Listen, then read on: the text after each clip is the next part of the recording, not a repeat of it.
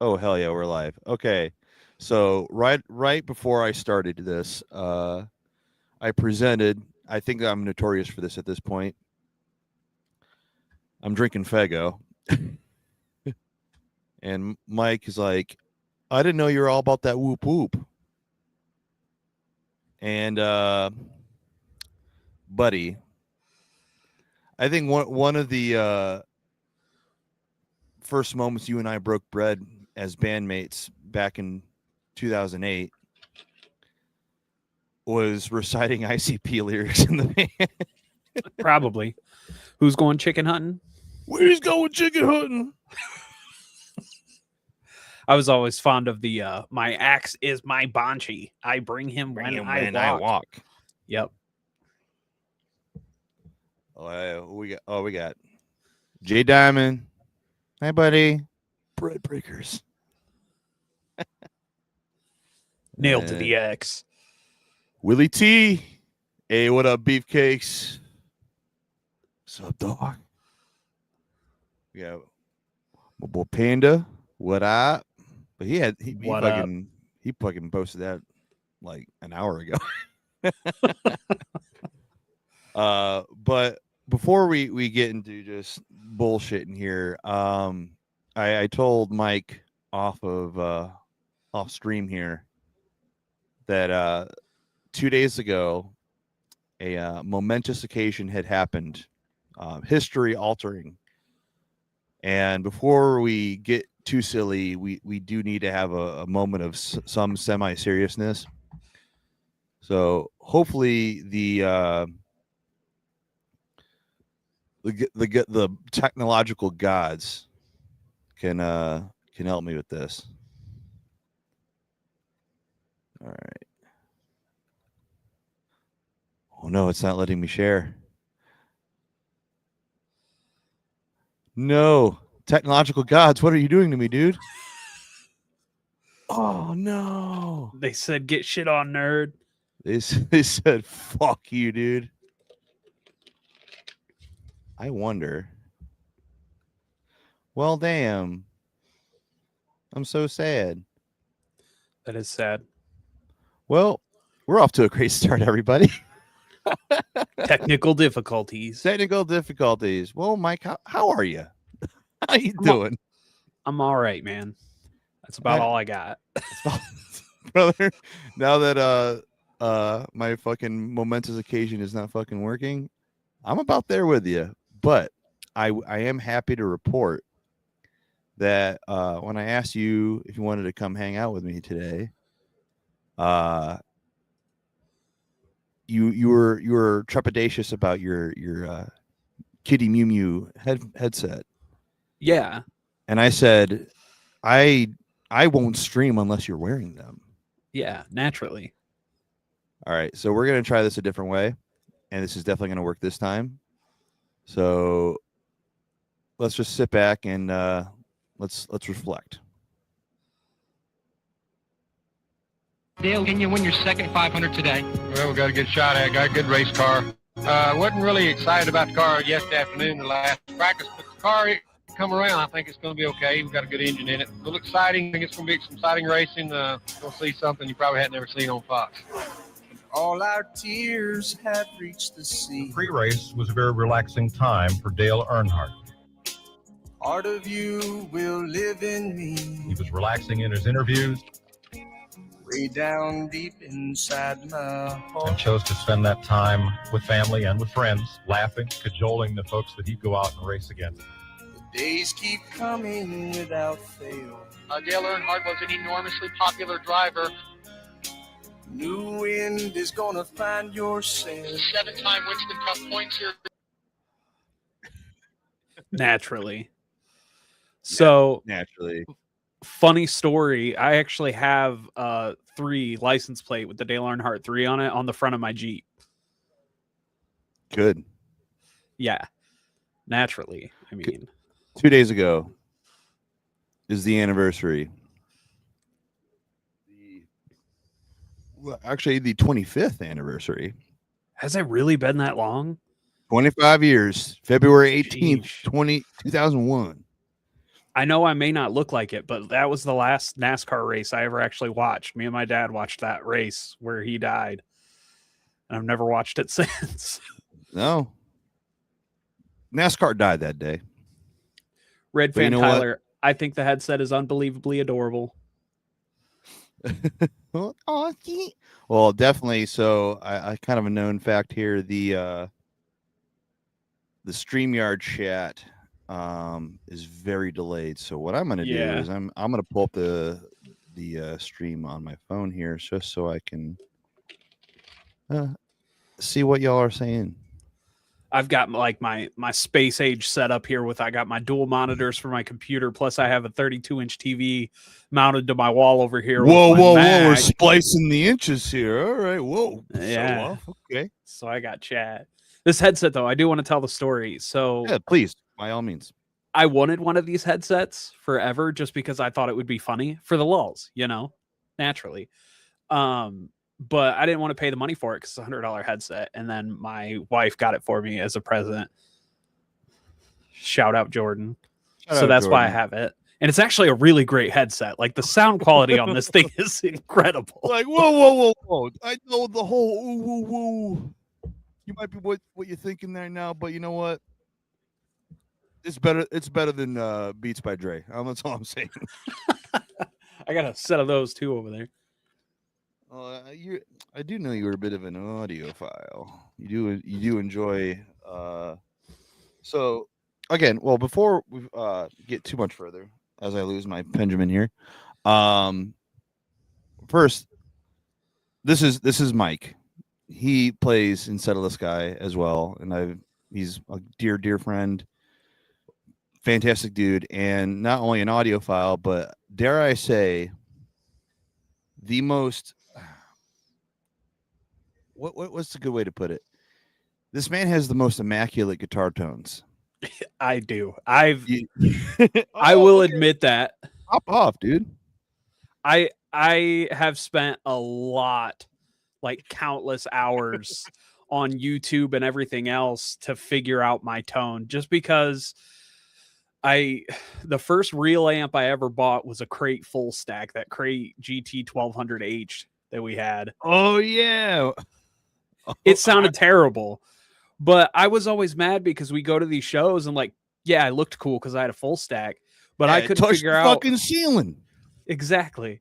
I couldn't figure out why I couldn't get my amp to sound like all these other like bigger bands and stuff that I wanted to, because I didn't know the difference between tube and solid state and mids and all that stuff. Mids is a huge part of it, honestly. It's a huge part of my tone. My mids are cranked all the way to 10. But Lemmy Killmaster very much recommends that as well. Or he did. He's dead as hell. Yeah, I watched a video of him talking about his bass tone with his mids and stuff like that. But I do have very good tones, I will admit, and it's because I have spent a shit ton of hours just researching and looking up different things and what this does and what this doesn't do and all that. So I've got good tone. Yeah, dude, and you've helped me so much, because I always come from the school of like, I'm punk rock forever, fuck you, and I'm just plug in, be loud, play. I don't care if it, I want to rip. And yeah, as an older man now, with a little bit more of a refined palate, an actual pedal board now. Yeah. I've definitely picked your brain quite a bit, and you've helped me quite a lot, kind of shape and giving me recommendations. And dude, it's evolved my sound a little bit, not gonna lie. It has. Your tone's really good. When we were practicing the other day, I was impressed with your tone. It sounded really good. Oh, thanks, babe. Yeah. Yeah, this is actually what the podcast is becoming, is just two former Christian metalcore bandmates bringing back that metalcore band, just jerking each other off on stream. Yeah. Dude, your tone is so sick. So sick, bro. I have my rigs are right over here. You can't really see it, but I run a 212 PV, and I run my heads right there, and then I got my bass amp right next to it. Another PV head right there. Dude, And so going back to the crate full stack experience. Yeah. So something that I have taken pretty seriously, as serious as one can take Jack White.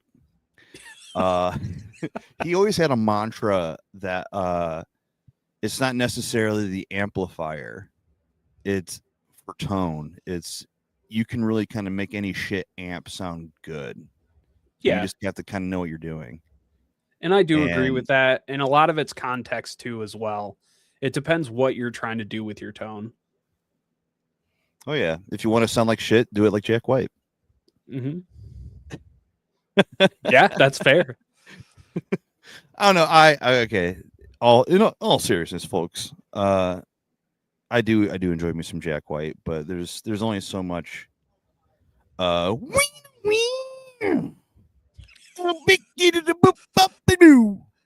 I can handle. But so, what's going on in the chat? What we got going on here?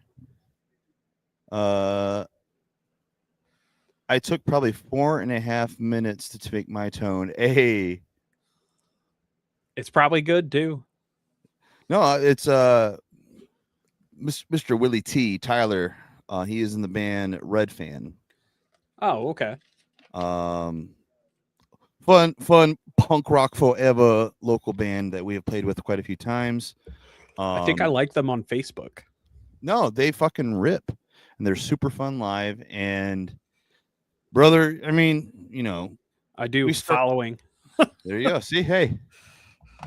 But we started this podcast with Mike, gloating about his TV inches, and now Tyler is gloating about his 4.5 minute tone creation. So, damn, dude. Mm-hmm. We all flexing tonight. Yeah. So, yes, going back to Dale Earnhardt, he ain't dead. Him He's and just a Tupac lap are ahead. kicking it. They are kicking it. You know who's not in the Epstein files? Dale Earnhardt Sr. Junior, maybe.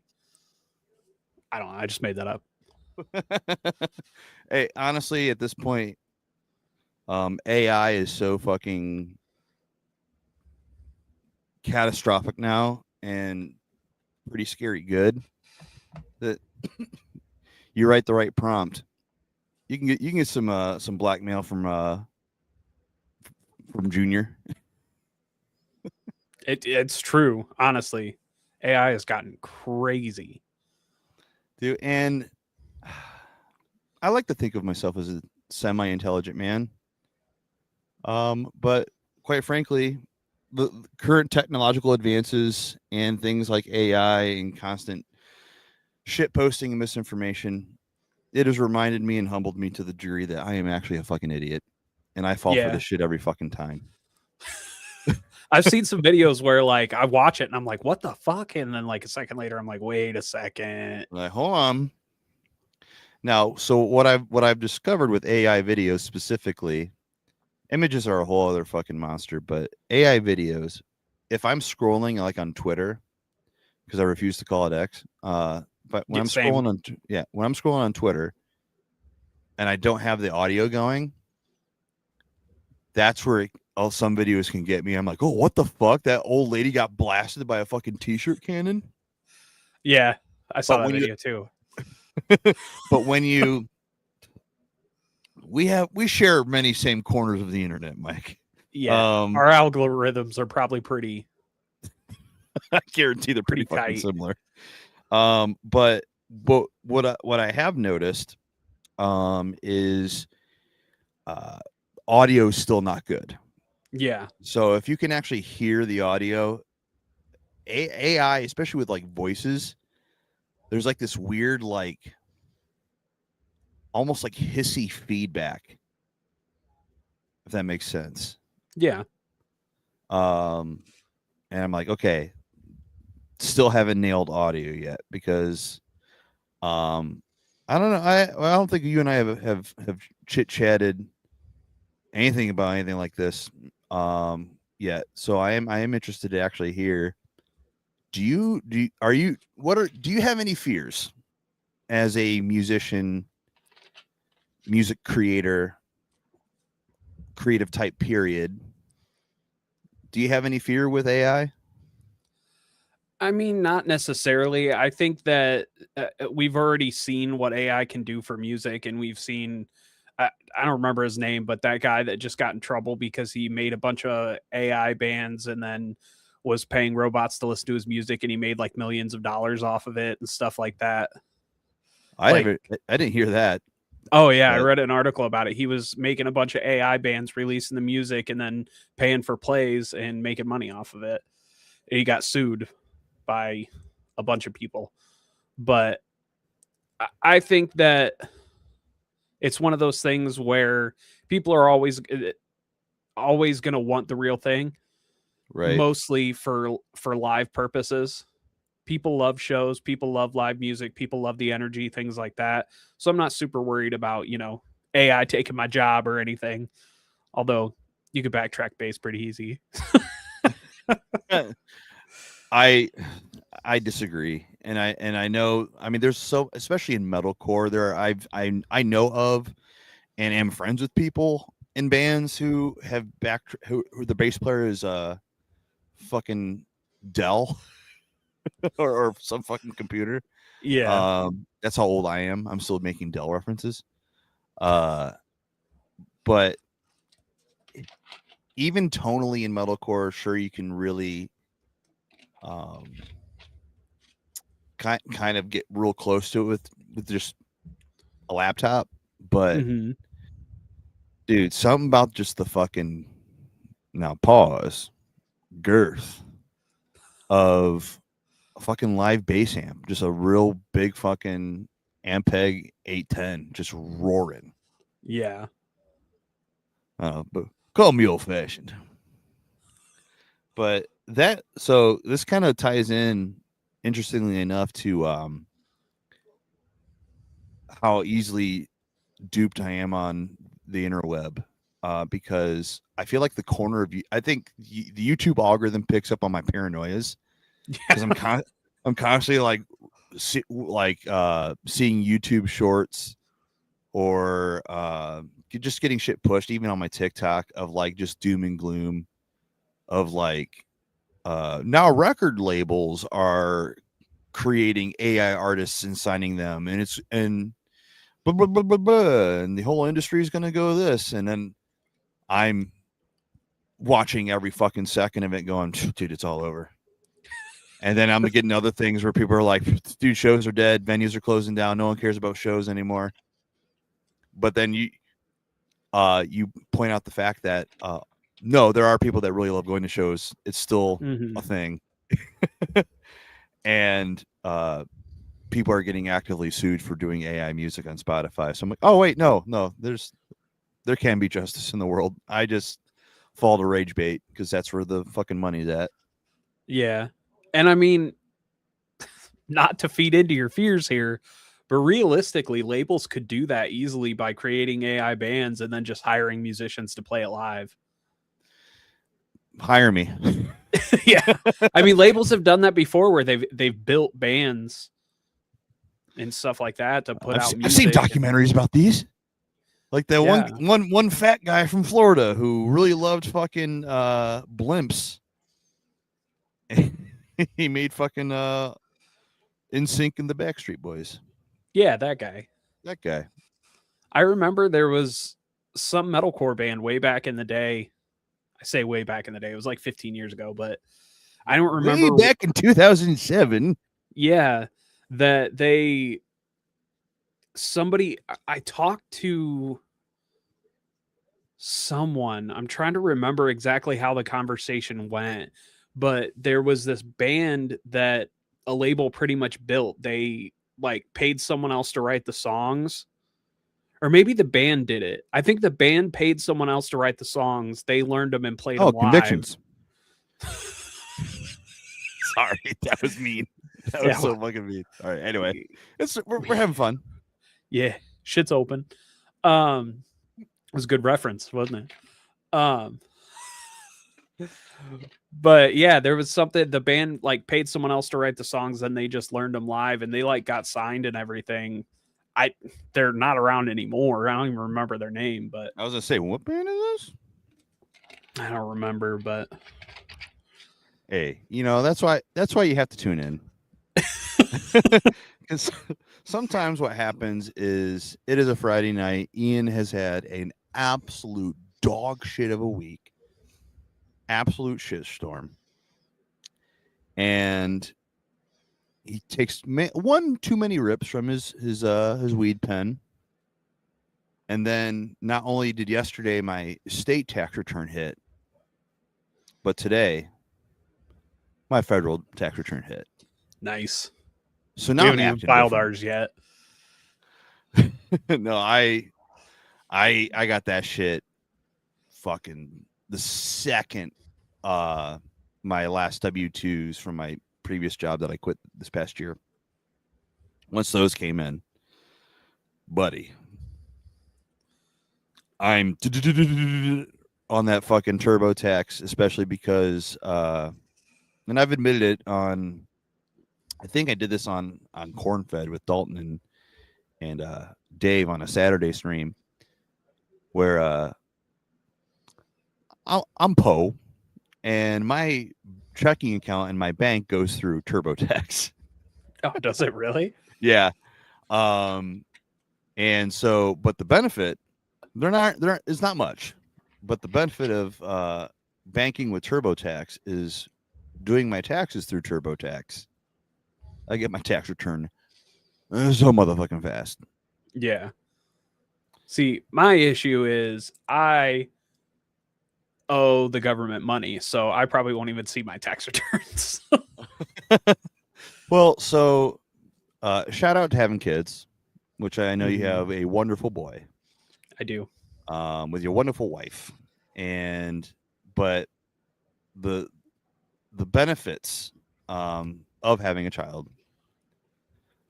is not only the love that you learn to have for your own offspring, Mhm. but also the fact that that's an instant 5Gs from tax, Yeah. like right off the rip. So that fucking rules. Sorry, I gotta. I'll make this real quick. Yep. I was just looking at that. Yeah, like, all right, we'll put that down. We'll put that down. We're having fun here. That riff to Arrows still gets me, man.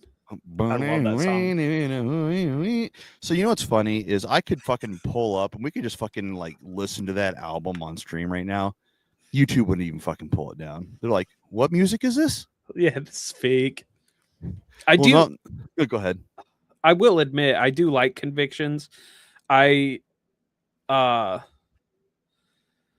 one album, I gotta look it up because I can't remember the name of it. I Will Become. No, well, that's the real good one. But Hope for the Broken, their 2018 album, that album was really good.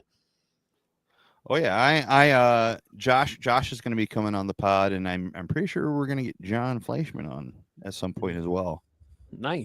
So all joking and silly business aside, I do wish them the best. I was just a little bummed out when when that kind of got out for kind of what they're doing lately. But I like the song Hurricane that came out in 2021 maybe.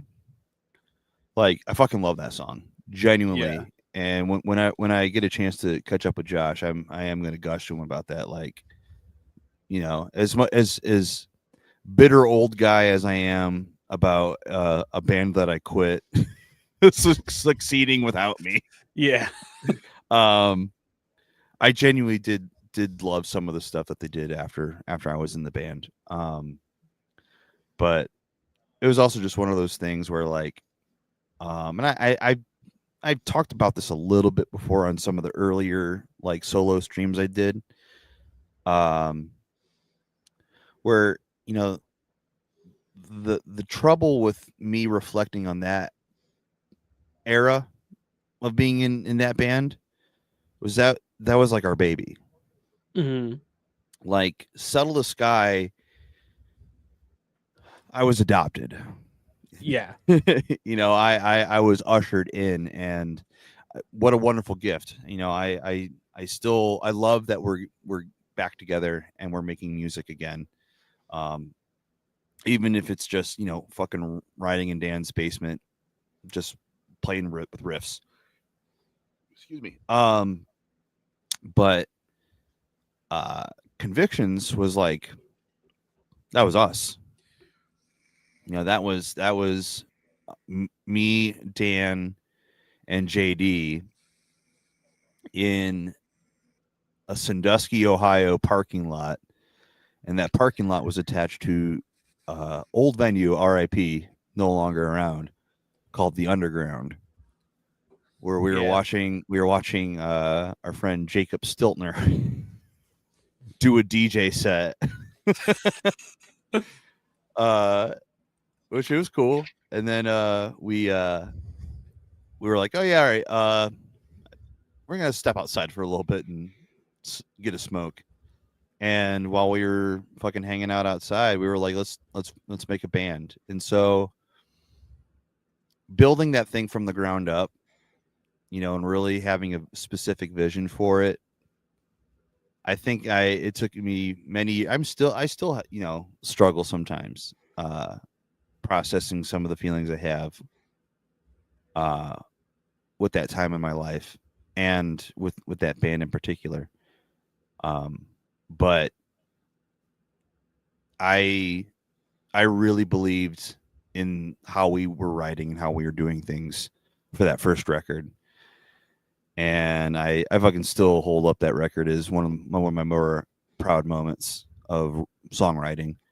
But It's what the fuck? great album. What is up, Chads?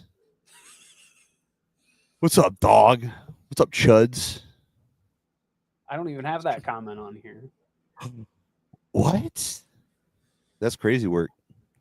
Damn. I don't have it on here either. But Meth Man just worked like that. But all heaviness aside, shout out Convictions. Shout out to what they're doing. Mm-hmm.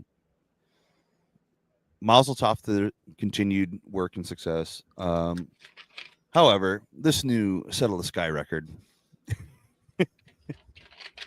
is going to be an absolute ass shaker. Yeah, we got some jams coming. I think I'm shadow banned. Meth Man, no! What did you do? Probably made his name Meth Man.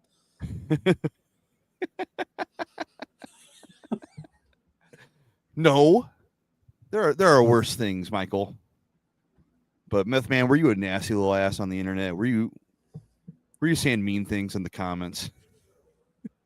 Being mean to people on the internet. It's okay. Well, you know. Definitely because of my name. That's what I'm saying. Well, you know what? But here's the thing, Meth Man 921212. There was 9,211 meth men before you.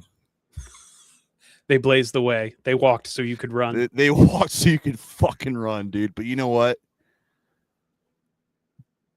I never bully. I'm usually posse gang. We love that here.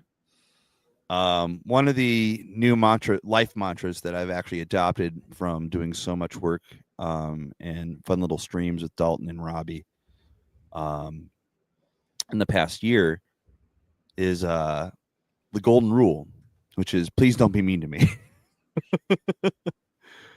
Which I do on the rare occasion that I do play a show, I do try to slip that in between songs and just remind the crowd, hey, I have one rule. Please don't be mean to me. Okay, this next song is called The Desire. Now, what if we change it to Math Man? Now, even though he says I like Math Man, boys, can we be so for real right now? What are you, fucking nerds? Yeah, bunch of nerds doing arithmetic. Doing mathematics in a Christian metalcore YouTube channel chat? Last time I checked, my Lord and Savior did not believe in math. So Fuck, we could have done Mothman. oh man, you could now Mothman. I fuck with heavy. However, Mothman is slowly sliding into that territory of I want to say becoming too mainstream. But of the cryptids, you know, Bigfoot was number one. Bigfoot always on top. Yeah, I always got a for sure. soft spot for Squatch. It's my dog. However, I would be remiss if I didn't admit that Bigfoot definitely became mainstream and was sort of a base level cryptid to reference. Now Mothman is the next Bigfoot. I do feel. What's your favorite cryptid? Oh, so I really wanted to try to explore like different versions of Sasquatches. I think that my favorite cryptid species is Sasquatches because I've always felt in tune with the vibe of a Squatch, which we are both giant creatures that enjoy pure isolation and just don't, and want to be left the fuck alone. Like, dude, that's me. So I, as Taylor Swift of an answer as that is, Mine's the squonk. the squonk. What's the squonk? The shy mythical creature from Pennsylvania folklore. He is famously so ugly that all he does is cry all the time because no one wants to be around him. Jesus Christ, dude. Like, I had a rough time going in Pennsylvania one time. And now people are fucking posting fucking articles about me, dude. Yeah, you're the squonk. I'm the fucking squonk, dude. I love the squonk. I love him. You little goblin fella, my sweet little baby Gobby. He has a big thing for big feet. Yeah, buddy. Yeah, buddy. I got little feet. These are size 13, buddy. Yeah, I wear size 8. No, but you wear size 8. Yeah. That's tough. Yeah. But yes, please don't be mean to Dalton. Please don't be mean to Dalton. Also, I wasn't further gonna. on top of that, please don't be mean to me or Mike. You can be mean to me. I'm used to it. It's actually how he the only way he can come. Yeah. Just please rip me to shreds in the comments, chat. I'm almost there. I saw this bumper sticker the other day that my buddy sent it to me. Shout out Kyle. Kyle. Yeah, Kyle Brackenbury. He's my dude. He sent it to me, and it him. said, "Keep honking. I have a clown fetish, and I'm almost there." And Jordan wouldn't let me buy it to put on my car. Now, Jordan did that with the love in her heart, and I respect her for it, and I love her for that. However, she can't keep fucking dimming your shine, man. That's what I'm saying. Because, dude, I've never been able to commit to bumper sticker life, and I'm so envious because I know you're a bumper sticker fella. Yeah, quite a few on your vehicle. I do. I want to be a bumper sticker guy, but I'm just so like I don't know what to express about. Or if I just want to just be a silly little guy. But then I also go ahead. Just random stuff. It doesn't have to be anything particular. Brother, bumper stickers are like tattoos, all right? Yes. Are they removable? Sure. But I'm lazy. If I'm going to commit to a bit, I'm going to commit to a bit. That's fair. I have ridiculous tattoos, so it goes hand in hand. Is finding the right bumper sticker for the first one. Yes, it is a big challenge. However, also I drive a minivan, Yeah. so I definitely am LARPing as a soccer mom. So, trying to find some bumper stickers that could really either beef that energy up on a high more octane level, or do the bit where you just do the most non-minivan vibe bumper sticker possible. So there's this mom at drop off at my son's school that she's like got the stereotypical soccer mom van. She's got a decal on it that says "Milfin ain't easy." See, that's so cool. What a fucking cool lady. What a cool mom. Just pulling up to your preschool to drop off your kid. Be like, hey, I still got it. Yeah, still got it. All right. Sorry.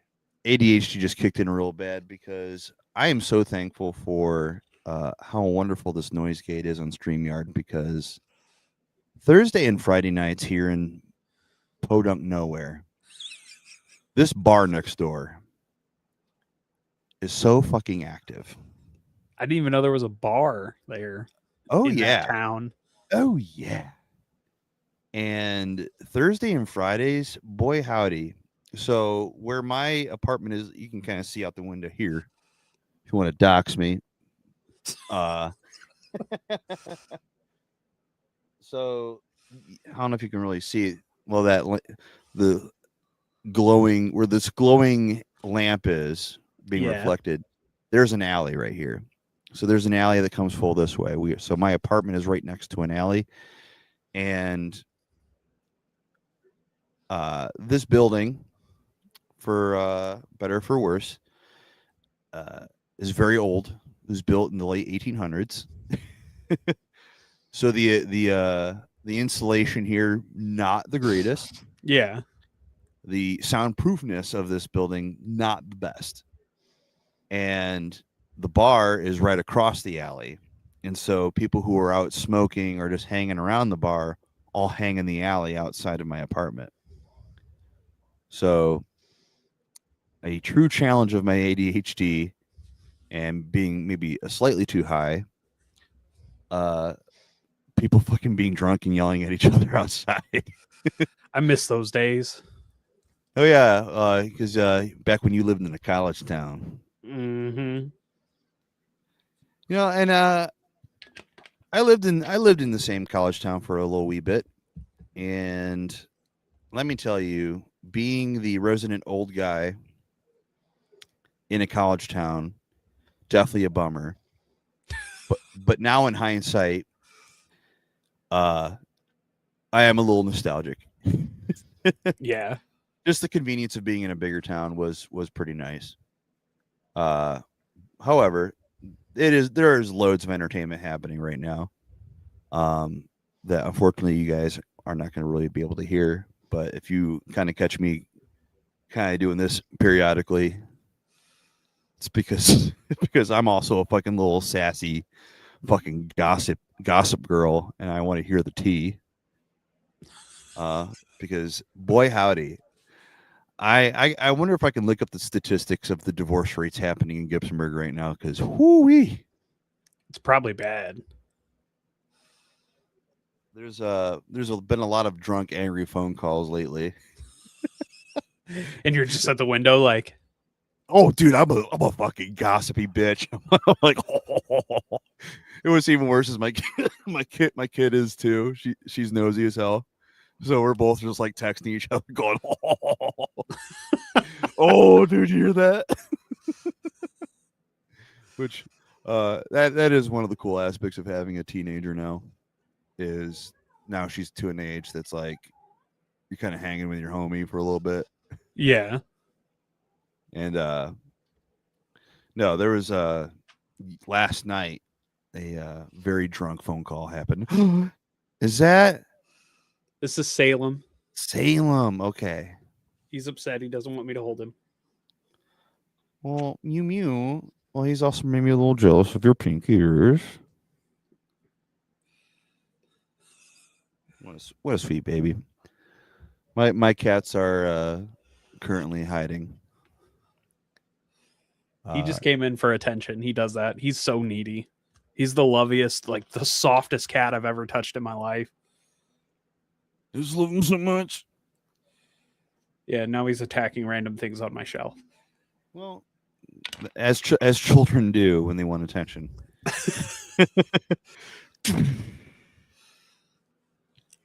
Okay, so not to sound like a fucking cam girl right now, but like, what's going on in the chat, y'all? A little quiet tonight. We've been casually floating around with at least floating between 9 to 12 viewers. It's because we're boring. No, brother, we have been doing some fine entertainment. We have covered so much already. I feel like I'm boring since I quit drinking. Oh, so you were talking about that at practice the other day, and so I think that it was because you were talking about Dan's podcast that he had, Mm-hmm. and you were like, "Dude, I genuinely liked it. I wish you would still do it." And both of you guys were just kind of like connecting with each other over like, well, it's hard to do anything because ever since I've done drinking, I feel boring. It's true though. I've stopped doing my own podcast because of it. Like I just don't feel like I'm entertaining. I'm as upbeat. I don't have as much to say. Alcohol loosens me up too, gives me a little out there. I'm kind of a shy person in all reality. Like once you get me talking, I'm fine, but without that, I don't know. It's just weird. I feel boring now. I say this not only as your friend, not only as your bandmate, but let's be frank here. Not Ian. Let's be frank right now. Let's be my girlfriend's dog Frank right now. You're doing the thing right now. You're on a stream with your boy, and you got some fucking cutesy fucking cat ears on. Dude. You will? Yeah. You're nailing it. Yeah. Look at these comments. All right, here we go.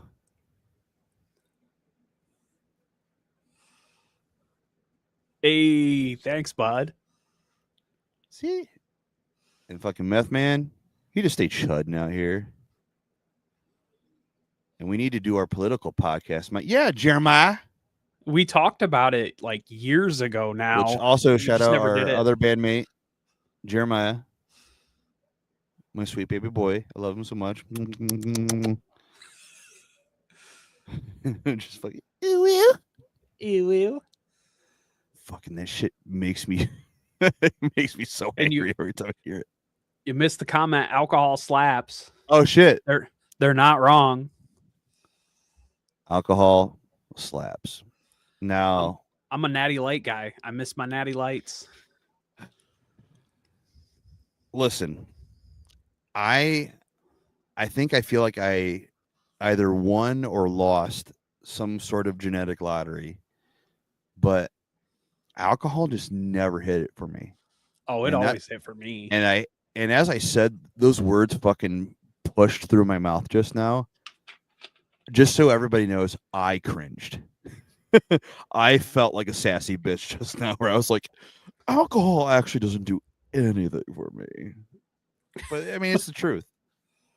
Because I think it's part and parcel where like I'm such like a meat and potatoes guy where like sometimes I perceive things on such a fucking caveman brain level where like something like alcohol, especially beer, which is just bread water.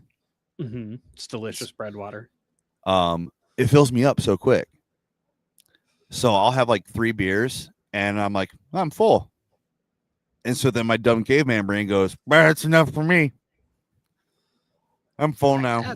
That's fair. go- I've had like heavier beers that fill me up more, but Natty Lights, I mean, I could drink 15 at a time. Baby, that's water. Yeah, it's Baby, just water. Baby, I'm just drinking H2O. Natter days specifically. You ever had a Natter day? The strawberry lemonade ones? So you know my our other buddy who plays bass in Holy Coast, Jimmy. Yeah. That boy loved him some of that. And Yeah, shit's you good. you bet your fucking giblets that man has definitely on a many occasion where he is either buzzed or completely blackout, and he will just put a can in my face. You want one? And it's about 50-50 where I go, I'm good, man. Or sometimes he's very drunk and he's very convincing, and I just go, okay. I'll nurse this one all night. And I liked it. I was gonna say they're so good. It's pretty good. But again, like I drink like 2 or 3 of them, and I'm like, I get like a slight buzz because I am a little bit of a lightweight, but I'm like, yeah, and I'm just like fucking bloated and tired now. Oh, not me, man. I drink, 3 or 4 of them, and then I feel like a normal person, and then I drink 10 more. And then I'm feeling pretty good. There was a period of time where I was very much a wine guy. Mm-hmm. I think that was because one, I wanted to maybe subconsciously I really wanted to be like I'm a deep tortured artist. I only drink wine and absinthe. But in all reality, I just really wanted to be Peter Steele from Typo Negative. That's fair. What kind of wine did you drink though? Did you like dry wines? So I whenever I talk about like the kind of wine I drank, people typically go fucking ew. I'm not a wine snob by any means. But I had 2 moods. Mainly I was more of a like a real good like deep like dry, very dry, like a mushroomy, earthy wine flavors. They typically had a bit more alcohol content. But see, just by the look on your face, like, Yeah, I know. But those, I for some reason those just like hit my palate in a way that was like at least like, oh, this is interesting.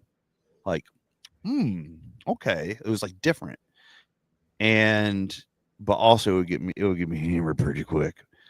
The regret is fucking rotten fruit gut. yeah.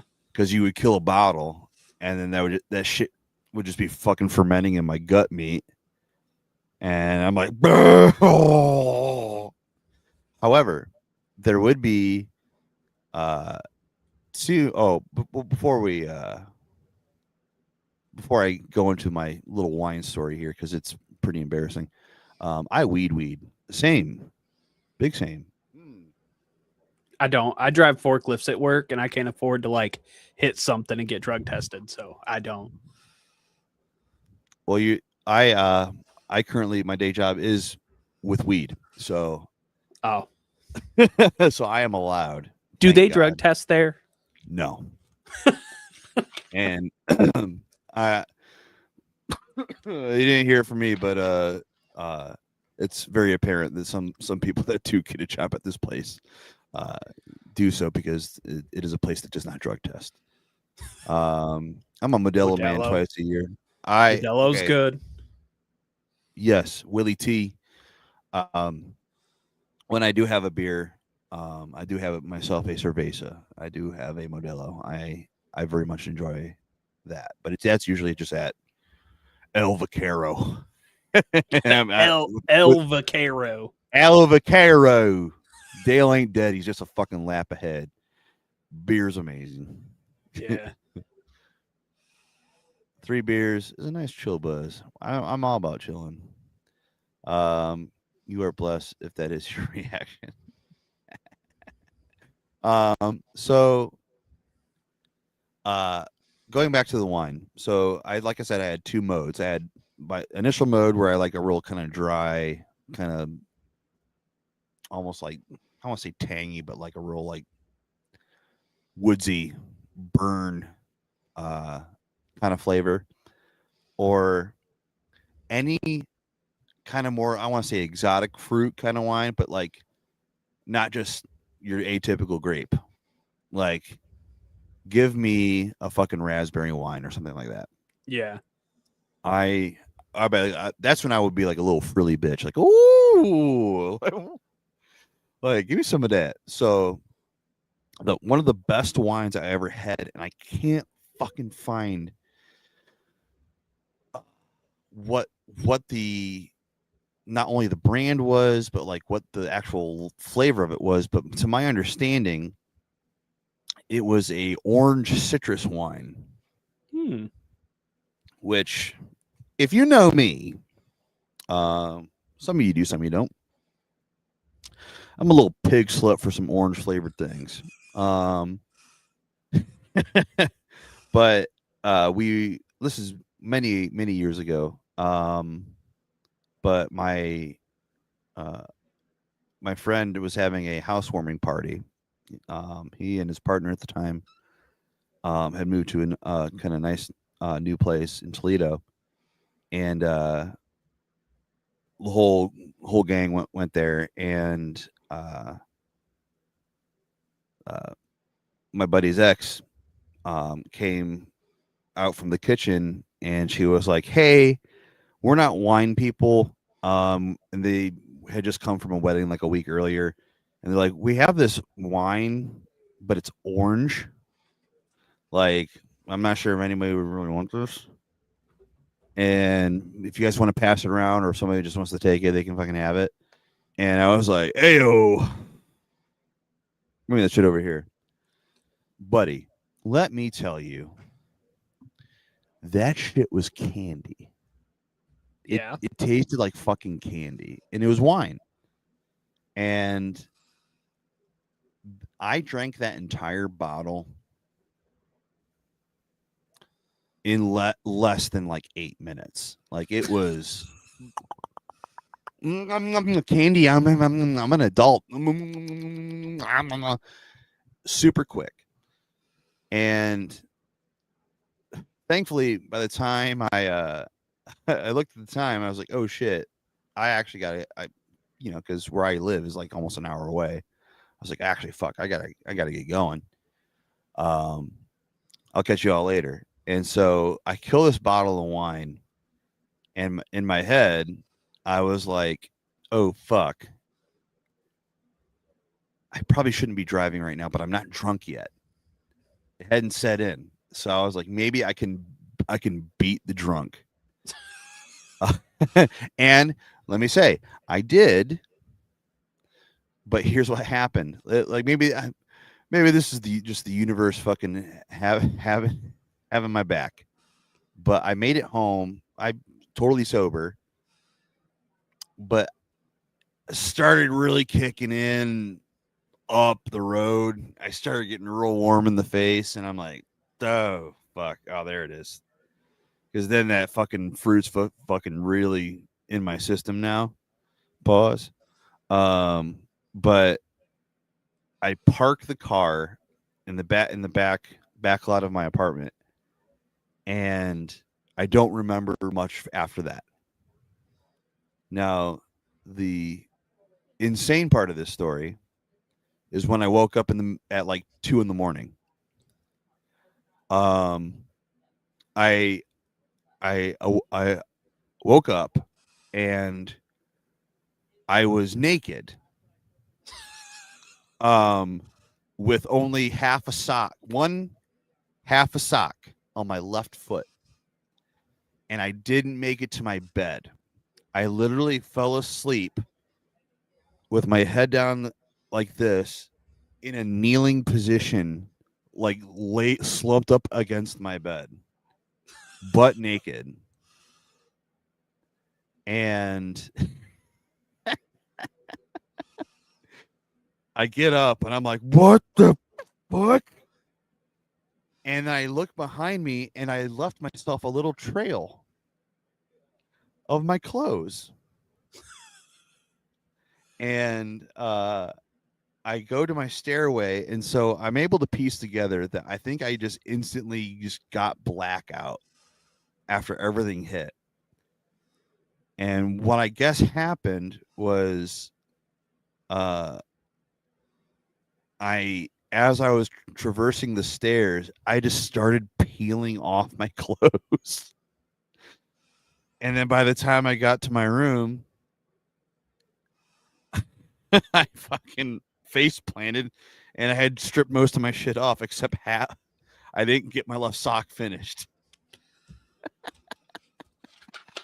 That's Yeah. insane. I'm sorry. Hey, you know what? I was a young man. I could tell some embarrassing stories. Oh, there you go. Fucking before I'm gonna let you finish. I'm gonna let you give me some embarrassing stories here. But we got some comments I gotta highlight here. Are you allowed to get fucked up on kratom at the weed factory? If you don't get caught, I'm sure. But I've heard some nasty shit about kratom. Modelo's are nice, inoffensive beer, nice and light. Dude, I fucking love Modelo. I used to take kratom every day for like foot pain and stuff. I had real bad foot pain. Oh damn, you were a kratom head? Yeah, but I had a buddy that was like, yeah, kratom makes me feel wavy. And I'm like, dude, how much are you taking? Because what I'm taking every day, like I notice slight mood improvements. Like I'm in a better mood and my more feet reasonable. Yeah, like that's it. Also, hold on. My wonderful girlfriend, my wife, she's in the comments. Bad boy Ian. And then she hit us with a oh fuck. Yeah. What's that guy's name again? Oh fuck. Is that really crazy autistic guy who just gets drunk and bites people in the street? Me 2 years ago? No. I mean, hey. Sometimes it's a Wednesday. But Panda's here, but he just been lurking. Love that. Orange. And also, well, StreamYard comments have yet to catch up, so I can't share them. There is a delay in YouTube and StreamYard lately, it seems. But from what I'm reading in the chat over on my phone here, Voluptuous Inertia says, too much kratom, you will start having Dalton shots. Yeah, we don't want to fry our brains like that. Matey also said you were praying. I was definitely praying. Yeah, definitely. That's what happened. But that crazy autistic guy, Matey also said World of T-shirts was his handle. So oh fuck. I don't think I've heard that. Oh man, are you on TikTok at all? Yeah. Okay. He's very, very much, not so much anymore, but he definitely popped up in my my For You page a lot. Yes. Oh, please look up World of T-shirts right now. Joshua Block. Yep. Follow him. Oh my God. Good luck, buddy. You're in some in for some pretty fucking insane content. I did want to say back to the wine stuff. Yeah, go back. Yes. My favorite wine. I do not like dry wines. Jeremiah likes dry wines. He likes wines where you drink it and your mouth feels like you drank less. Like yeah, that's my shit. So hey, Jeremiah, if you're still in the chat, dog, me and you, let's kill a bottle on Sunday. I don't like dry wines. I like sweet wines, but my favorite wine I've ever You're had so sweet. is actually like a cheaper brand. You can get it at Walmart. It's Oliver Winery. They have a blueberry Moscato that is. Woo! All right, bet. It's real good. I do love me some blueberry. So that sounds excellent. It's worth a shot. I'll tell you that. All right, I'll give it a rip. But I did want But, to tell you my most embarrassing drunk story please. that I That's did. what I want to get there. Run it. So I mean, don't get me wrong. I used to drink a lot. I've done a lot of dumb shit while I was drunk. But I remember this era. yeah. But one of the most embarrassing things was, for some reason, I got on like a twisted tea kick. Oh, dude, you just wanted to get fucking twisted. And for whatever reason, I don't know why, but the twisted teas fuck me up more than like anything else. And I like black out and all kinds of crazy shit. So twisted teas are like your fucking Jack Daniels for some people. Yeah, Jack Daniels doesn't affect me that bad, but twisted teas do. But there was one night, and Jordan can attest to this, she was there. I got so drunk that I woke up in the middle of the night, and I must have thought I was at the bathroom, but I wasn't, and I just pissed on the floor. Jesus Christ, dude. Yeah, dude, standing right next to our bed. Oh fuck! Yep. Let's keep it real right now. I bet you in that moment, in that time, in that state that you were in, that piss probably felt so good. Probably. I don't remember it, but that just sounds like a piss where you're so drunk where you're literally just peeing on your stuff in your bedroom right next to your fucking wedding bed, your wedded bed. Like that piss gotta be like next level. Just oh fuck. Yeah, it was probably great, but again, I don't remember it. That's probably the most embarrassing thing. Well, actually, okay, hold on. You're like, hold on. This one, I guess it's probably not as embarrassing. It's just funny. So there was one night that I was left home alone to my own devices, and I ordered Miles Pizza. Which, R.I.P. Yeah. And I got green olives on it, which, I mean, their toppings, it was literally like this thick with green olives. All right, let's pause real quick for the people who don't know about Miles Pizza. Miles Pizza was a local pizza place in this college town that Mike and I mutually lived in for a while. But they are known for their unconventional style, which was they had the dough, the sauce, the toppings, and then the cheese. Am I correct in saying that? Or remembering that way? Yeah, and but it was also like each slice was like this fucking thing. Massive. Their serving sizes were disgusting and absolutely American, and I loved every fucking bit of it. Yeah, but please delicious. continue. These were green olives on steroids. Yes. So, bro, I couldn't do a Miles Pizza with olives. I would die. I love olives. I love green olives. I'll literally eat like a whole jar of them to myself. Same, love them. Dude. So I had that pizza, and I also polished off like it was about 3/4 of a bottle of 3 Olives grapefruit vodka by myself. Just polished that off one night. Dude, vodka is a fickle bitch. Yeah, and I fucked with vodka heavy. And then I switched to rum. during COVID, when we the Shit's Open streams. Yep. I was very much into mixing fucking Hawaiian punch and vodka. So please continue. Fair. There's not much I have not mixed with vodka. I literally one night I called it my white trash white Russian. I literally was mixing cashew milk with vodka, and it was delicious. Honestly, I would drink it. Honestly, yeah. But anyways, so this night I ate a bunch of pizza. I polished off that bottle of 3 Olives grapefruit, which I couldn't drink after that anymore. So I got up. I don't remember if I'd gone to bed yet or if I like woke up and did it. But I like walked into towards our bathroom at our old house to try to throw up because I was like, oh no, I'm going to throw up. Threw up all over the hallway. So I got all these towels and stuff, tried to clean it up or whatever, washed the towels, stuff like that. Jordan comes home the next day. I wake up to her like yelling, Mike, what the fuck? Mike, what the fuck? Come to find out, I did not clean up the hallway that good. There were still chunks of olive everywhere.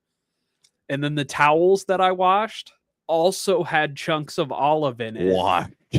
Yeah. So I had to clean out our washer because there was just chewed up chunks of olive that were now clean in the washer. Sanitized, baby. Hell yeah. That was bad. That was a rough night. I could not drink that grapefruit vodka after that night. It was rough. Dude, I'm not gonna lie. I am a baby back bitch when it comes to puking. Like, so I have such a hatred. Maybe that's why I have such an aversion to drinking, because of maybe the fear. But like my body, just subconsciously, I don't even. This is even like an act of thought. But I hate puking so much. Same. My body will do anything to not do it. And I don't remember the last time I puked, because whenever I'm like, I have a flu bug, my body goes, I know you really, really want to go up this way. You're just gonna shit your fucking ass out, dude. You can shit your whole ass. Yeah, I'm gonna shit my whole ass out. My Hank Hill ass. But I really am thankful for my body for doing that, because I do be hating puking, but I also, seeing people puke, it gets me ucky. I'm not weird about other people puking. I just hate puking. The sensation, like, it ruins my whole day. Now, I will say, when you're done throwing up, that feeling, unrivaled. That relief of like, once it's finally done, and you're not having any more fucking dry heaves, and you just have a second, you're fucking sweating over the toilet, you're just breathing. You're like, you know what? We fucking made it, guys. We fucking made it. Let's go some of the comments here. I like the dry stuff too. Hell yeah. We some dry guys here. The sweet wines are too sweet. I love me some sweet wine. I like Kool-Aid. Dude, love Kool-Aid. Bro, I couldn't do a Miles pizza with olives. I would die. Dude, their fucking meat lovers pizza was such a fucking like disappointment every time, because they would load it with so much meat that it wouldn't cook all the way through half the time. So it was always kind of cold in the middle. But like conceptually, the amount of meat that they would have on a meat lover's pizza. Yeah. Former fat kid, Ian, fucking boned up. Current fat kid, Mike, also boned up. Boned up. You used to stay boned up. It should only come out one end. I fucking know. You got to poop that shit out. Literally and figuratively. Dry wine is better. Nope. Damn, Mike. People are really coming for your fucking throat right now. I guess. God damn. I like my sweet wines. Well, while we take a little bit of a commercial break here, and do you want to plug it? Like, I know you do streaming sometimes and stuff like that. Do you want to plug any of the stuff that you got going on? I mean, I try to stream sometimes. I don't stream that often, but if you want to follow me on Twitch, it's emo Artax. Artax as in the horse from Neverending Story.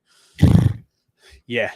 I'm also, all socials are all emo Artax. I'm on Twitter and TikTok and all that stuff. You guys can follow me there. Hell yeah.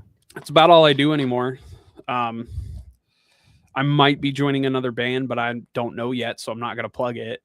No. If there's anything that I know about Mike, is this motherfucker will join a band and leave a band. Yeah. Pretty quickly. It's true. But every time and the reason why I say that is every time that you say, hey, I'm joining another band, every time you get me, dude, I'm like, I hope this is the one. Yeah. I've had a lot of Like, I'm starting this project and then everything falls through. It's usually not me. I don't get me wrong. I have flaked on a couple of projects for various reasons, but the majority of the time it's just things just fall through. I mean, shit happens, life happens. True. But I always genuinely, and I mean this from the bottom of my heart, that I genuinely do get excited because I really think like you're one of my favorite people to play with, like music with. I appreciate that. Also you're a wee wee, but hey man, 2008 was a wild time on tour, all right. But I know you have so many songs in you and shit you want to do, and I'm always like, dude, get it out, Mike. I know you got it in you. So I do hope you start ripping, but also we're writing some pretty cool stuff with Federalist Guy right now, so that's We also are. that's Some bangers also in the chamber. yeah, dude. The fucking so one of the fun things before I give my plugs here, one of the fun things about writing new material with just the kind of core group of the OGs is there are moments of like a band rehearsal or a writing session of how it was like when you were a teenager, Mhm. where like we're like, guys, we got to write an intro song. But we accidentally wrote an intro song. We're like, hey, let's just fucking Yeah. jam. Let's just fucking noodle on something new. And I just hit a real thick fucking metalcore trope. And everybody instantly was like, yep, I know what we're doing. And then we're like, hold on, no, that's just gonna be our set intro. Because that's what you do in metalcore. That's what you do. You have one song that's not an actual song. It's like 45 seconds long, but it's just one cool, sick breakdown. So And that's how it should be. And that's how it should be. But also, if you would like to support this channel, please, please, please, please, if you aren't already, subscribe. I am trying to grow this thing. I want to be able to lock in some real cool interviews. I do have some things coming down the pike here. Just had a couple scheduling snafus, but I definitely have some really interesting interviews coming up when it's a little bit more of a serious episode. But I also do streams like this, and I'm genuinely appreciative of Mike hanging out with me. With his fucking cute little ears. But yes, please share.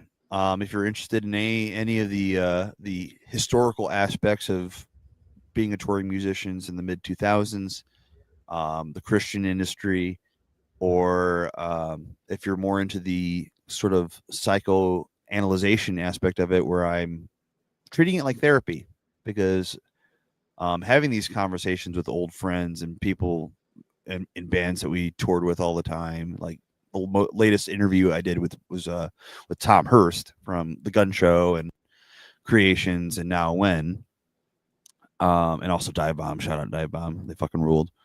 Yeah, they did. It really fucking opens up some I don't want to say wounds, but like maybe just feelings I haven't felt or like processed. So if any of that tickles your pickle, please stick around. Or if you just like the Friday night hangs like we do tonight, we're just being silly little guys together and telling some stories, being silly and fucking yakking it up with the chat. But if you would like to monetarily support your boy, Cash App, $ Holy Coast, PayPal at Holy Coast, Venmo is also at Holy Coast. That being said, Ian, why is your panhandling digital money handles why is it Holy Coast? I have another band that's not Settle the Sky, called Holy Coast, and we came out with a record this past September called Such Strange Ghosts, and I am insanely proud of it and love the music that we make. And currently writing simultaneously while writing new Set of the Sky material. I have been in a little bit of my own personal renaissance for writing new Holy Coast material, and I'm really excited for the direction that's all going. So if you would like to support that, Instagram, Facebook, fucking TikTok, it's at Holy Coast Band. We're also, if you want to really support the music and the arts, not just check us out on all streaming platforms, but our Bandcamp. It'll just be holycoastband.bandcamp.com. Follow us on there. I don't know. I got some cool shit coming up. Gonna try and get some new releases this year because I'm really fucking stoked on the new music. So, hell yeah! If you could please help out with that. Let's go back to the chat because we have love the cat ears, Mike. See, fucking told you, dude. The chat fucking knows. Willie T, Holy Coast is aight. Damn, what a guys! What a glowing wow! What a audience! Shucks. Sure feels great to be aight. No, I know Tyler's just joshing because he is on a real note, not only a great friend, but also one of Holy Coast's biggest supporters from day one. I think the first time we were in each other's optics, our bands played a show together in Sandusky, and it was actually our current drummer's first show with us quite a few years ago. And Red Fan played that show, and since then, Tyler and I have been in periodic contact, and he's been the most loving supporter of what we're doing. And so, shout out Tyler, but also please go check out Red Fan. Yes. Wow, what a glowing review. Uh-oh. Uh-oh. You saw that one. Which one? The last comment that's on there. Oh, Jerry Sandusky? Oh, there we go. No, Sandusky, Ohio. No, Jerry Sandusky was a Pennsylvania guy, and he did some real weird shit with kids' buttholes that's not great. So, two different things. One, a pedophile, a dead one, which is how they should be. And then the second one, Sandusky, Ohio, home of Cedar Point and fentanyl. Yeah. That's about all there is there. Hey, they have them all. True. Good to know. Yay, good to know. Hey, that's guys. If I can be so for real for a second, that's why we do this. We're here to educate. No, Jerry Sandusky is a dead pedophile. Sandusky, Ohio, is where you go to enjoy a margarita at Jimmy Buffett's Margaritaville, right off of Route 6. If you want to lose all your money and have a pretty whatever time at Cedar Point. If you would like to enjoy some of the local food establishments like Texas Roadhouse and fucking whatever China buffets connected to the mall, fucking have at it. I haven't been to Cedar Point in years. Yeah, my daughter got tickets to Hollow Weekends this past year, and so I had to face my crowd anxiety fears, and took her there. And let me tell you, dude, Not my bag. Never was. Never will be. And really it was just more so like, okay, yes, I will pay $40 to park. Yeah. Yes. Oh, we got some pretzel bites with nacho cheese and a drink. Sure, here's another $30. Yep. It's expensive. It's fucking. And also, shout out Connor O'Malley. I wish I had a soundboard where I could play this clip, but no one here is a pedophile at all. I don't know if you're familiar with Connor O'Malley, Mike, but that is a classic soundbite from the man, the myth, the legend. But yeah, Cedar Point's fucking whatever. We went. Jordan and I decided one year, it was like our second anniversary or something, that we were gonna go for our wedding anniversary every year. We did it like 2 years in a row, and now it's been like a decade, and we haven't been there. I mean, like, I also, if we're gonna have an R. Kelly real talk moment, I have a pretty intense fear of heights. Uh-oh. And so roller coasters do be scary to me. And so I don't even ride the rides. So I feel like I have a different experience when I go to Cedar Point. That's fair. Where I'm like, damn, I just lose a lot of money and have to stand in a crowd. Which conceptually is my own personal hell. Oh, I'm more broke and also I'm uncomfortable. Why do fucking people like this place? What the fuck? I don't like heights either, but rides are different for me. Like, I don't know. It doesn't register the same. I'm kind of scared of rides now, though, anyways. Like, ever since I had that accident, like, Mike flipped the whole fucking truck. I did. I rolled that bitch. I've had like a really bad, like, what's the term I'm looking for? Existential crisis about it. And like, I'm kind of scared of roller coasters now. Well, also, again, I know some of these recently have been AI. I'll admit that, but there have been like the wonders of the internet being able to have fucking everybody film videos on their smartphones and posting them in real time. So many like theme park, water park disasters where the rides break or something breaks. Yeah. And somebody goes, ah! But let's bully T guy here. Last time I went to Cedar Point, I went to the water park, got halfway up the stairs of the largest water slide, had a panic attack, and walked back down. Yeah, you just like me for real. And also Penetron at all. No. Again, let's emphasize this. No one here is a pedophile.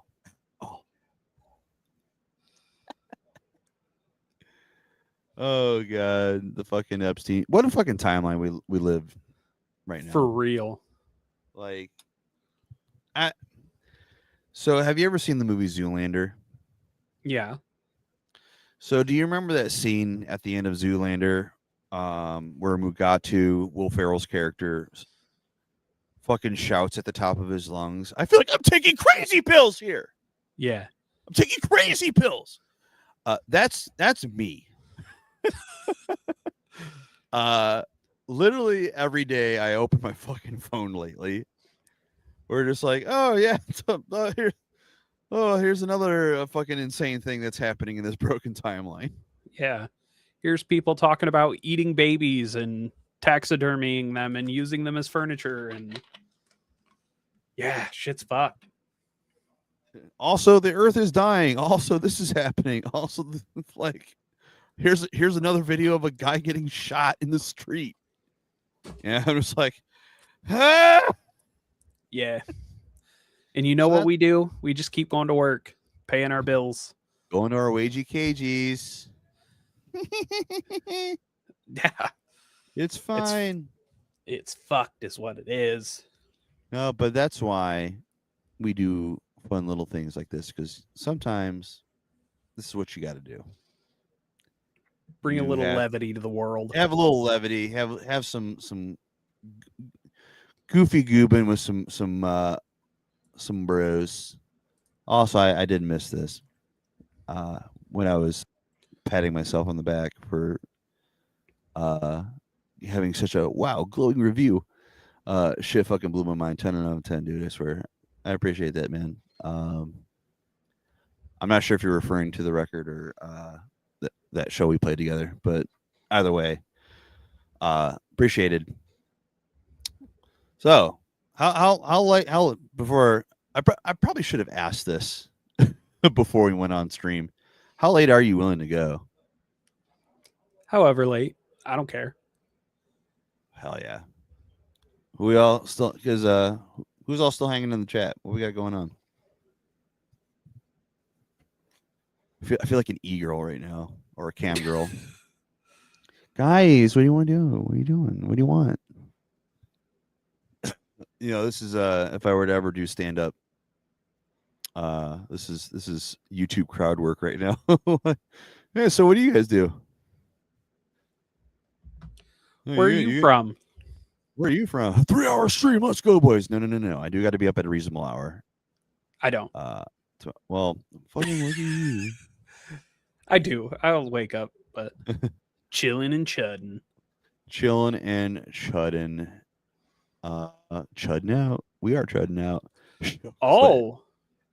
Well, damn it, dude. I really wish I could show you my clip, but it is hidden behind my wee. So you just gotta lift up that sack. Which, brother, one of the joys of getting old. I now have some not every day, but I've been having some days lately where my shit's just be hanging. My old man balls are getting rough, dude. I'm getting some clackers as of late. And I wear boxer briefs, so they're nice and tight up there. Keep them tight. Still hanging on. Well, I'm talking at really where it's most important is where I'm discovering this is becoming a phenomenon. Well, I'm trying to take a poopy. Fair. And the shock and disgust every time I sit down at the fucking go. No. Dipping them in the water. Yeah, but thankfully, whomever or whatever entity created this meat suit Gundam, one of the benefits of the second it splashes in some cold water, then it goes back up. so then I can in a far more sanitized fashion do my business. What a conversation this is. I know. Hey, man, this is the entertainment. I love how on when I set up the stream on YouTube, just to kind of have this up as a already a thing on my channel. One of the things is, what genre of content is this? And like a fucking idiot, every time when I do a Friday hang. Now, normally, if I'm doing an interview, I always put it under music because that's we're talking shop most of the time. So I'm hoping YouTube pushes that algorithm for those. But for Friday night hang streams, I still put music. And it always cracks me up of the idea that Friday night hangs are almost never talking about music. And somebody who's like, oh, a fucking metalcore stream. Okay, clicks on it. And I'm sure he goes going, my balls are saggy. You got long balls, Larry. You got long balls. But Willie T, what'd you say here? I'm sick as fuck, so I'm just hanging here and relaxing. What ailment you got? What's going around? I got a cassette tape. We can talk about music. Yeah, fucking run it. What's I don't your know what cassette it tape? is. It's some black metal cassette tape. Denial of God. That's what it's called. Dude, I don't know. That fucking rips. Yeah. Misanthropic Propaganda Productions, 2008. I didn't Michael. I didn't recognize your game. I didn't know you were a little bit of a black metal bad girl too. I do like black metal. I'm not that deep into it. I don't even remember where I got that tape, but that fucking I think I rips. got it off an eBay. That's dope, Mike. Yeah. But then our resident African American panda. Why gotta be black metal? It's fair. You know what? These are the social commentaries and moments of reflection that we're really looking for on this channel.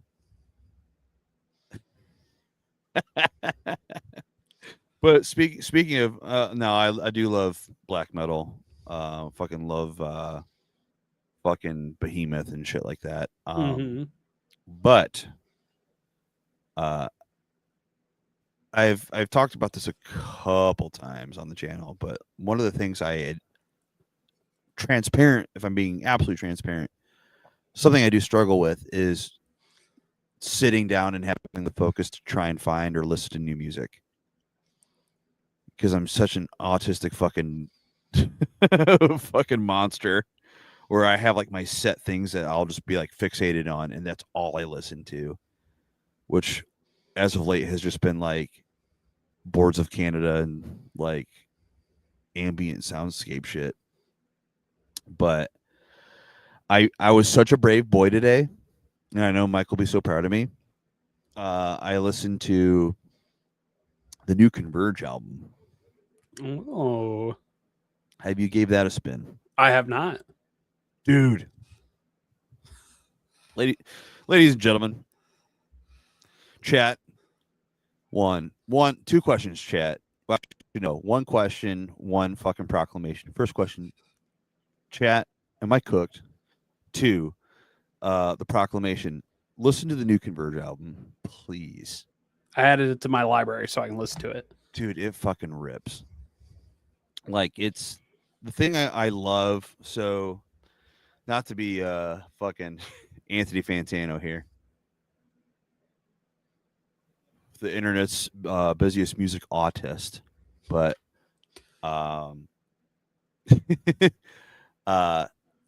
this new Converge record, and the thing that I respected about Converge, obviously when they first came out with like Jane Doe in like 2001, 2002, that was like apex, or like what really blew them up, and like really was like, this is metallic hardcore.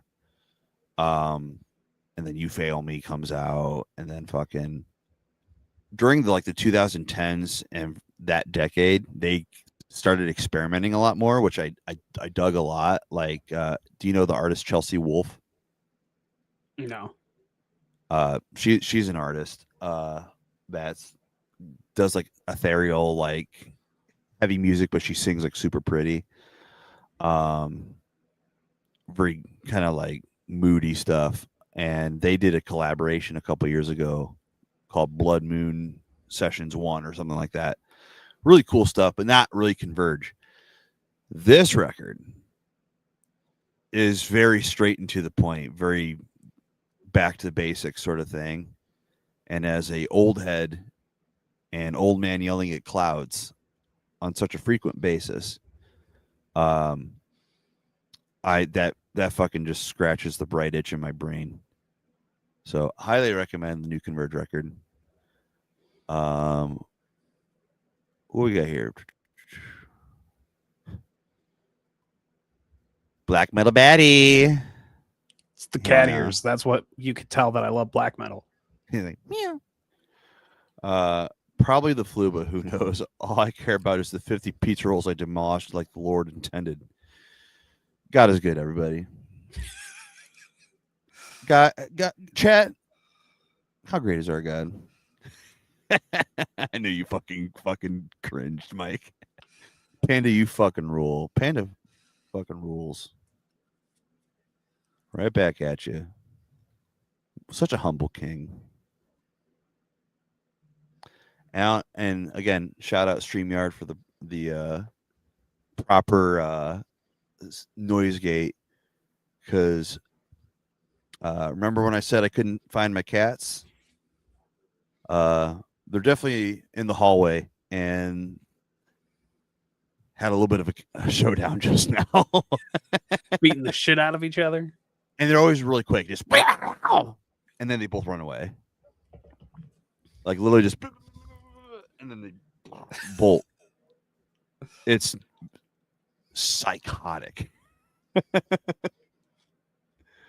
But their names are we have Mischief, which is an ironic name for him because he's actually a very sweet boy. He's very shy and he's frequently picked on. The younger female cat, amply named Biscuit, but spelled Bizkit, because here's what Biscuit's favorite thing of doing is she loves breaking stuff, ladies and gentlemen. Hell yeah. She packs a chainsaw. And she ruins my life every fucking day. Just knocking, genuinely, she'll knock shit over. It has been a fucking thing. But shout out Willie T. I got it queued up. Thanks for the rec, homie. Yeah, if you were wanting some like kind of fast paced, fucking cool, sludgy,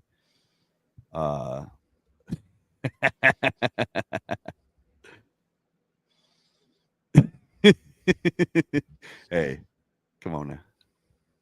That's what we do here. We're having some goofs. But well, ooh, what we got here? I hate when cats ruin my life every day. They do though. They're worth it.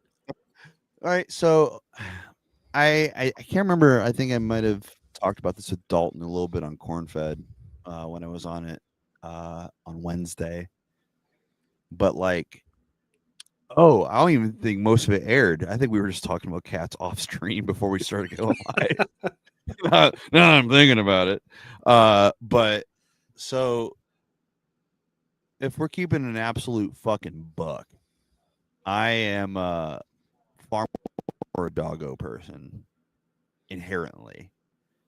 Like my girlfriend's dog, Frank, the bulldog. Oh, that's my best friend, dude. I fucking love that dog. And that dog fucking loves me, and I get to see him tomorrow, and I'm really excited. But I just dogs always hit the vibe for me almost every time. They're the biggest sweeties, and I love them so much. Cats have always been kind of a tougher hang for me. Because admittedly, I have met cats that fucking rule, and they are cool as hell, and they're chill, and they're cuddly. There are cool cats. I will admit that. But the cunty cats and shitty psychotic cats that I have experienced in my life, quite frankly, have, as Panda so amply put, just ruined my life. And I was telling a story, and I think that's when Dalton started going live the other day, so when I was still living at home, and this is when we were touring in Settle the Sky, so this is like the 2008 era, we were gone a lot, just overall, especially like later in like 2010, or like earlier in 2010, I should say, before we broke up. And my dad had adopted. My dad had a thing where he was a bleeding heart for animals, and when he would adopt an animal, it was never like a, hey, I got a dog, nice dog, or like a normal cat. It was always some fucking Sarah McLachlan, in the arms of an angel, type ish. Some real fucking trauma fucking animals.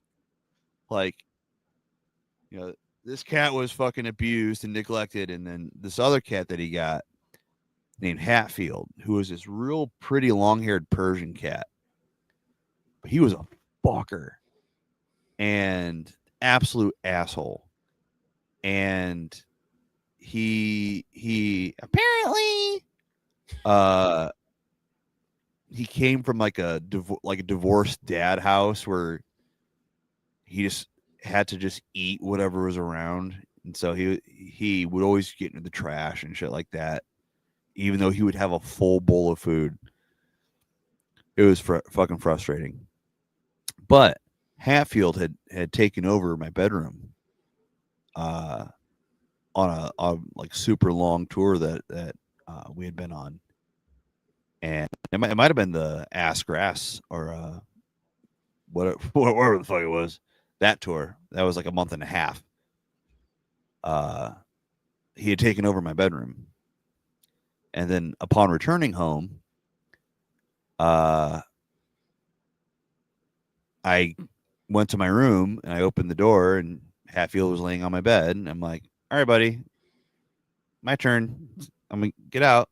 You know, I kind of lobbed him outside and shut my door. And the thing about this house that we lived in was a very old house and had like old heavy wood doors. And so the reason why I specify that detail was because I closed the door, like it latched. I shut it because I was going to bed, and I woke up the next morning and the door was open about this far. And something I will say about Hatfield was he was also fat as fuck, and he had a heavy head, and he would bash his fucking head to get a door open. It was psychotic. But I slept through it apparently, and I woke up. My first thing I see is just the doors open that much. I'm like, what the fuck happened? And then I get up and I go to the bathroom because I had to piss, and then I think I was just like rubbing my eyes and just like, ow, what the fuck? Like I had like pain on my face. I'm like, what the hell's going on? And I turn around, dude. I shit you not.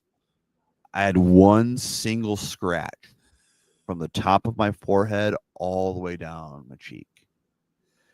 It was as if Hatfield beat my fucking door down, climbed onto my bed, and in a calculated, almost gangster ass fashion, warning shot.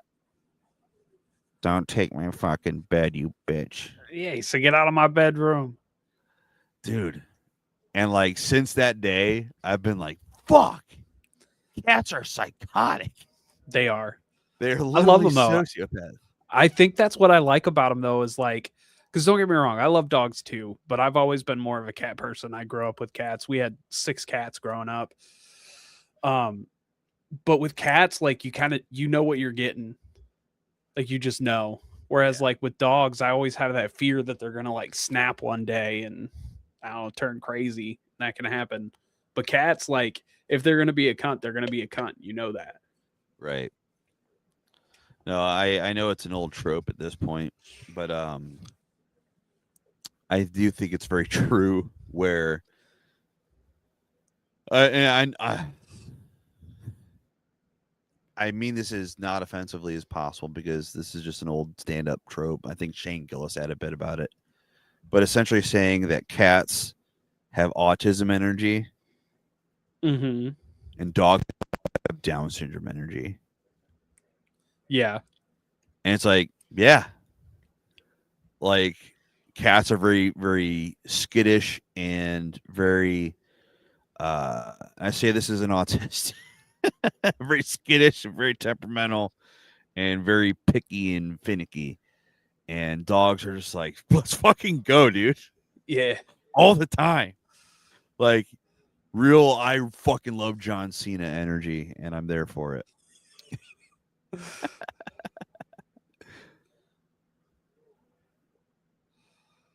Oh, here we go. Well, first, before our shadow band friend, Meth Man, aka Mothman, aka Math Man. I'm cats over dogs personally, but dogs will always be goated. Shout out dogs. Fair. Shout out all the dogs.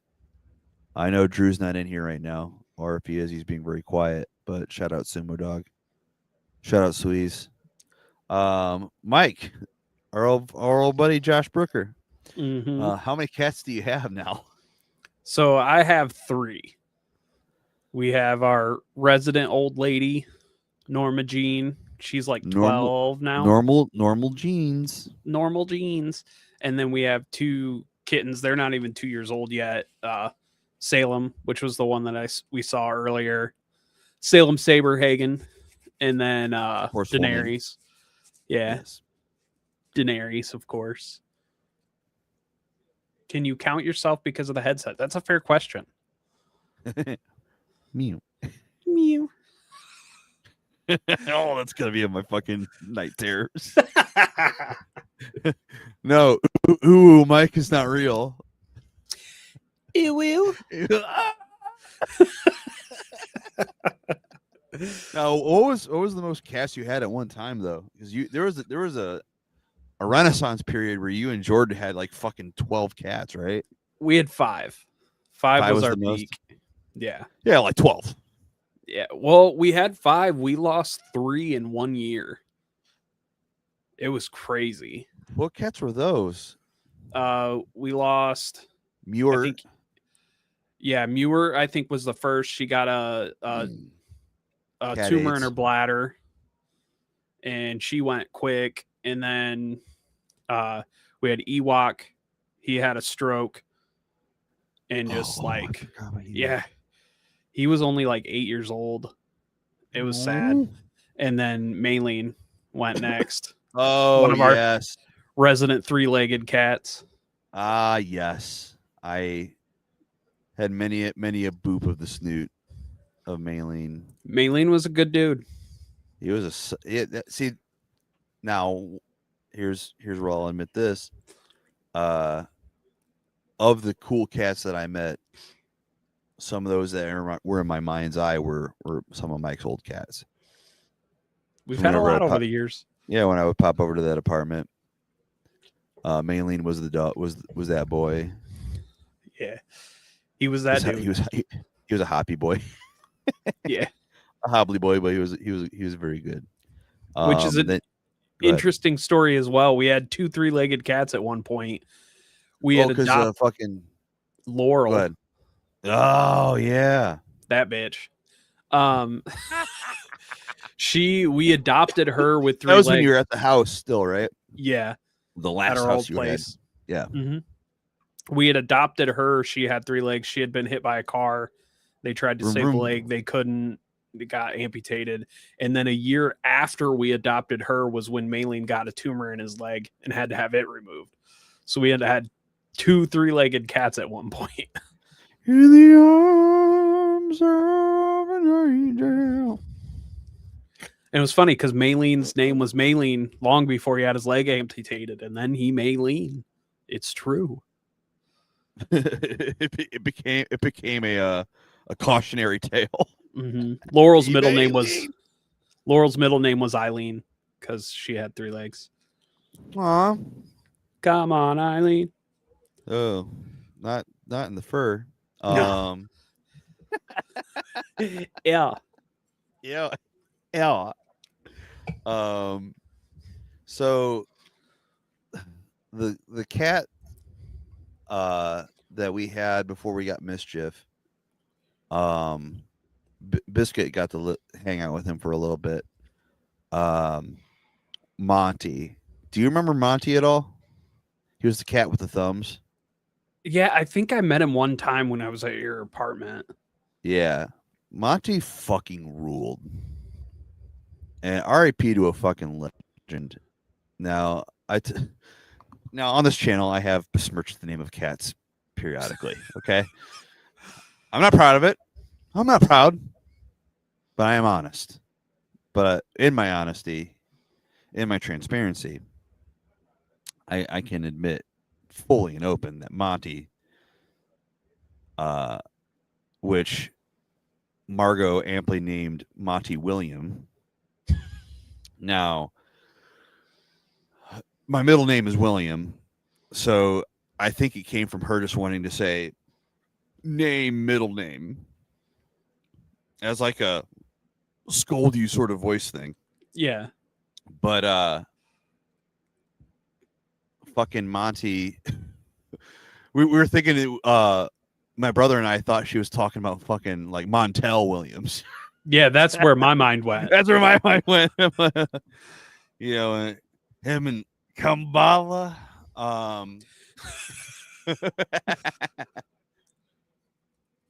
R.I.P. to a fucking legend, dude. But Monty, so he was what was called in the cat community a polydactyl. And that just meant that one, he had thumbs. And then two, what was that fucking author who had a shit ton of them? Fucking when he lived in Florida. Ernest Hemingway. Oh. He loved him a polydactyl. Monty, hand on God, hand on top G, trademark logo. Monty was the supreme chill. He was the chillest fucking cat, which worked well for my, at the time, high energy daughter. And you could just pick him up and be like, ah, and he'd be like, all right. This is what we're doing now. This is what we're doing. And he was the sweetest cat. And he was old, fat, and gay. Same. And and honestly, mood. That's where we're at. I'm so gay for my girlfriend, dude. But for real, I'm old, fat, and gay. But no, but he had a very troubled life. For the first part of it, we adopted him from a fucking crack house. Margot's mom, Satan, literally Lucifer. She it was a Craigslist ad, and so we adopted Monty from a crack house in Toledo, East Toledo, and when Margot and I's mother split, she took the cats. Until quite a few years later, her next husband was left with the cats, and he was bouncing back to Buffalo, and he was like, hey, do you want Monty? Because I know that was like Margot's cat. And so then we readopted him. And when we got him back, he was fucking emaciated.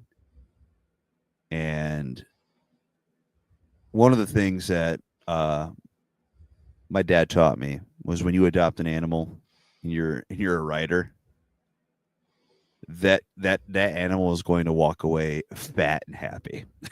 Yeah. And let me tell you, Monty got fat as fuck. He was thick. I love me a fat cat. Dude, me too.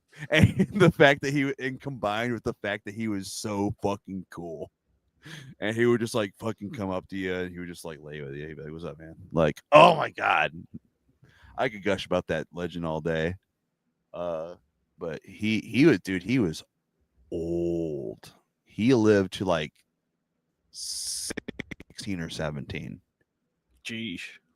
Yeah, he had some years, and I think he was on the down, kind of downtrend. But when we adopted Biscuit, at the time was a kitten, I think it like gave him at least another year or two, because he like started having like, oh, he goes, oh shit, I gotta play with something now. I gotta fucking entertain something. StreamYard yet again. StreamYard fucking the pooch when it comes to YouTube comments. But thankfully, I got the stream right here. Josh Brooker asks, off the kitty topic, but $5 Cash App says Mike won't kiss Art the Clown on the mouth.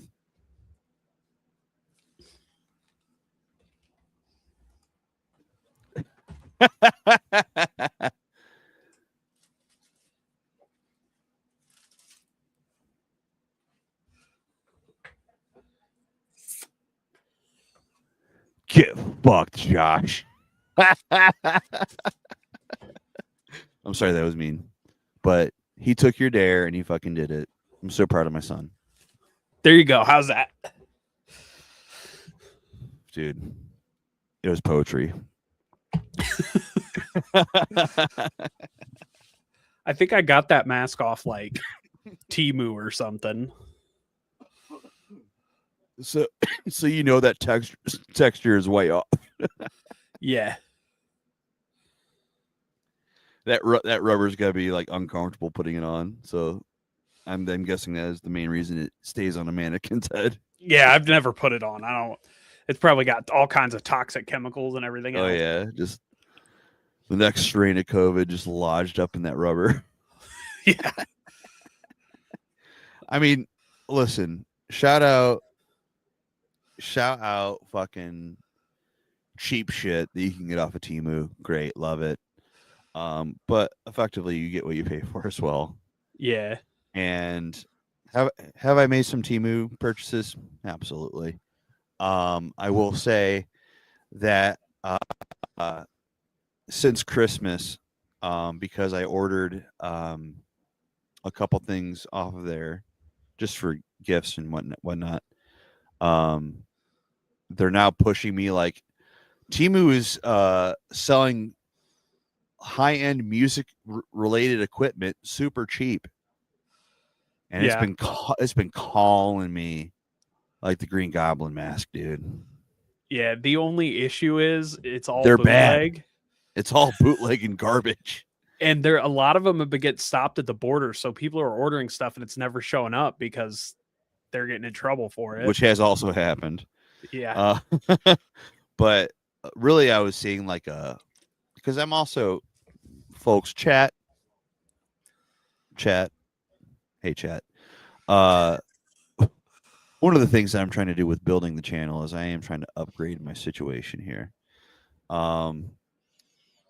The setup I currently have is being held together by fucking tissue paper at this point. I am currently on a laptop that is very old and on its last legs. The battery's shot, and the only reason it's still alive is because it's still plugged in. The second I unplug this computer, if I accidentally fucking just go, huh, this thing's dead forever. So, reason I say all this is because Temu was pushing a computer mixing board, and I wanted to be able to get like a soundboard as well, like hook into a mixer on top of my mic, on top of like my setup. Because I want to do like have clips and shit, and then also want to record fucking music on a decent rig. So if you could be so cool, chat, if you could please recommend this channel, subscribe if you haven't, donate to the cause as I have listed out. Let me beg for money again here. Let me get my fucking panhandle banner out. Panhandle. If you like to, please donate to the cause. Also Venmo at Holy Coast. Would much appreciate, because I am trying to get some kind of not kickback from this, but like I want to do cool shit and make cool shit, and I need the tools to do it. So if you could help me fund that, that would be a so cool. I would like to point out real quick that he really sent me $5 on Cash App for kissing Art the Clown. He's a man of his word. Yeah. If anything I've ever known of Josh, he's been a man of honor ever since I've known him. That was beautiful. I know, dude. It's fucking poetry emotion. I think I used Temu to buy the monitor for my Podgo case. Shit was worth it. Hell yeah. We guys, we love a positive win from fucking Temu. I have been battling buying a Temu double neck SG Trying to go that fucking Claudio Sanchez from Coheed fucking vibe. Mm-hmm.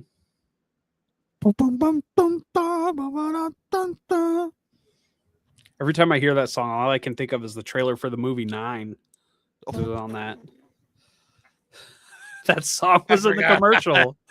Yes. I fucking forgot about that movie, dude. But that fucking song rips. As overplayed as it was. But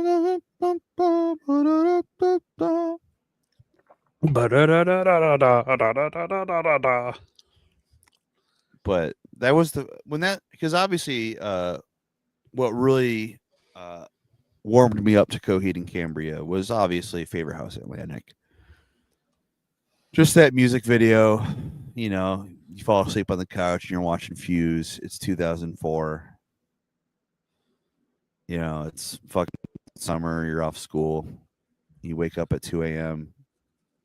and A Favorite House Atlantic is playing, and this stocky Hispanic man is singing like a very beautiful woman.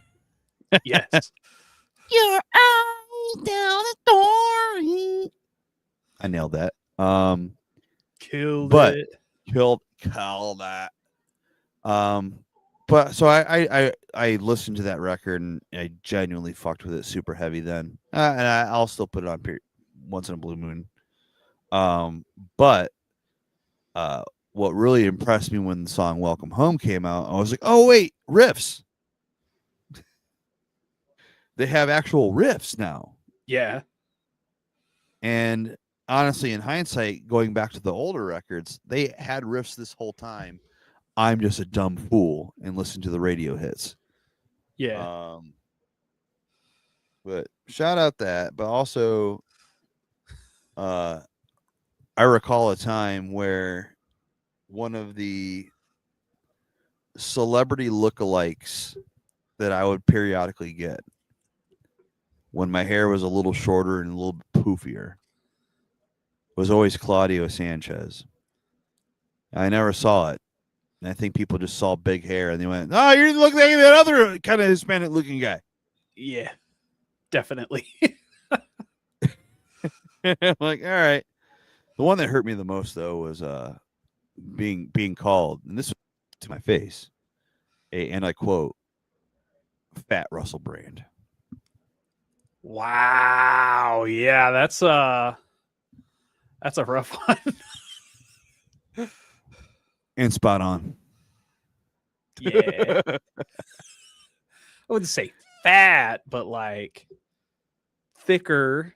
I'm thick. I was thick with 3 C's, but then I lost 60 pounds, and now I'm just thick with 2 C's. Fair. But if my girlfriend was still awake right now and in the chat, she would probably be yelling at me. You're like, you're not fat. Because dude, when I'm in a relationship, sometimes I turn into a fucking woman, dude. I was like, I fucking hate my body. Oh yeah, I'm bloated. I'm fucking bloated today. Like I have become that. But it is the truth. It is my truth. But yeah, being called Fat Russell Brand was a real rough go. Yeah. Somebody told me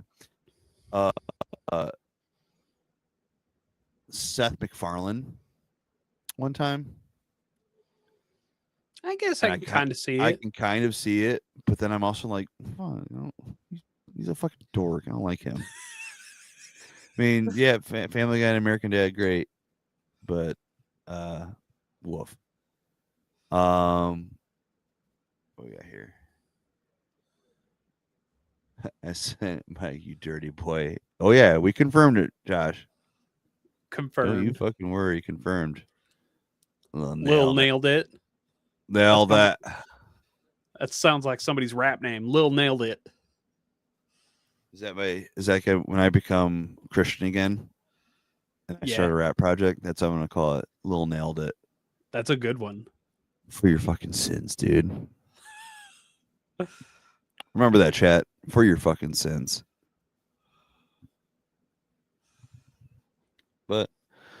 We're at 2 hours. It is 11.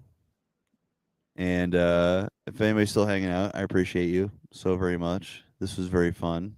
If you want to hang out for a little bit longer, I'm down to kick it for a little bit, but then at some point, all things do must end. And by that, I mean I'm old. And I gotta go night-night. Because I am EP. However, any final last words? Chat. Am I chopped? Am I chopped? Am I a chopped unk? Am I unk maxing right now? Am I chopped maxing? I don't know what these words mean. Is Mike fucking mogging me right now? Oh, you're not hip to the fucking clavicular shit? No, I am not. You have a teenager, so you're more in touch with it. Dude. My kid just says 6'7" all the time. That's it. Yup. 6'7". No, the brain rot infestation has been fucking rampant. But more and more brain rot terminology is just perpetually hitting the lexicon. And now there's a lot of like looks maxing, goth maxing, mogging somebody. That is the new vernacular. We got more comments here. The most important question: how much of that Arizona is left, Mike? About that much. Dude, chug that bitch. God damn. God damn. No, savor it. Don't chug. Savor it. Enjoy it. It's a nice. It's good. Tea. It's the blueberry white tea. You like it? Now, if I know my boy Mike do like him some blueberry. I do. I don't like blueberries, but I love blueberry flavored things. I fuck it with all things blueberry, even the natural ones, which is interesting because like I love like cherry flavored stuff, but hate fucking cherries. Voluptuous Inertia said, totally cat mogged. Yeah, I'm feline maxing lately. if I'm keeping it a buck. And Tyler says, the what? Yeah, that's what it is. It's 100% natural white tea. What? White. White flavor. White flavor. Oh no, the name of that flavor of iced tea is pretty white. It is pretty white. That's funny. That's a funny bit that me and my girlfriend have is just like it's like we're grabbing the white bread. White bread. White bread. Do you want to? Hey, you ever go to your Pornhub search bar and you just put in BWC, big white cocks, Big white. big white, You want to hear a skit I wrote that I never got to film? dude? Yes. Oh yeah. Okay. This will be our swan song. Oh, also you should look at Josh's comment. All right, hold on. I gotta pull up the chat again. Chat. I gotta pull up the chat. Chat. Because it's very delayed on StreamYard. Ian gives off Chris Garza vibe, but in a good way. Can Ian chug on a 7-string though? Kenny. Let's have a real moment, okay? No. I have played exactly one show with a 7-string guitar. And it wasn't even mine. It was because my buddy Corey, who drummed for a band, Hate Files.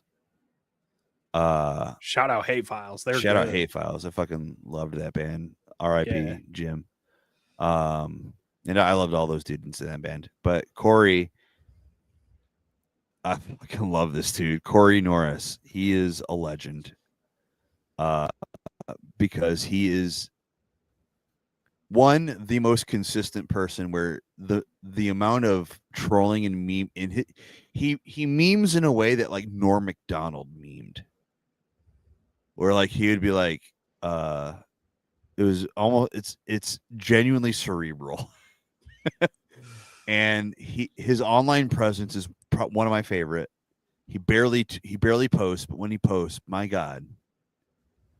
But mostly he'd be commenting, but he loves Deftones, and he wanted to put on a live show for his birthday, and just have his buddies play cover sets. So it was just a lot of the local musicians just getting together and like covering songs. And Holy Coast even played that show. We just did like a 90s medley cover set. But Corey wanted to sing Deftones, and he played a little guitar, and he asked because he knew I fucking play guitar and fucking love Deftones. If I said, well, I fucking play guitar, but he knew I love Deftones, and so he was like, hey, do you want to, I'm putting together a cover band. And he was, I got a 7-string for you. I have an extra fucking that super sick fucking pedal where you could like change the key of your guitar. Mm-hmm. Like he goes, I already have all that shit. You can use that. And I just used my amp, and my pedals. But playing that 7-string, I was like, oh, I hate this. And because it was just a very fervent reminder of how if I am given too much possibility, I have like creative paralysis. There's too many notes. That's fair. I don't know. My hands don't know what to do with too many strings, because let's keep it real. My first instrument since 1998, when I got my first instrument, which is a bass guitar. I'm used to 4, baby. And I crafted my early high school bands as a bass player. It wasn't until like senior year that I played guitar in bands. But so bumping up to 6 strings was actually pretty brave of me, if I'm keeping it really honest with you guys.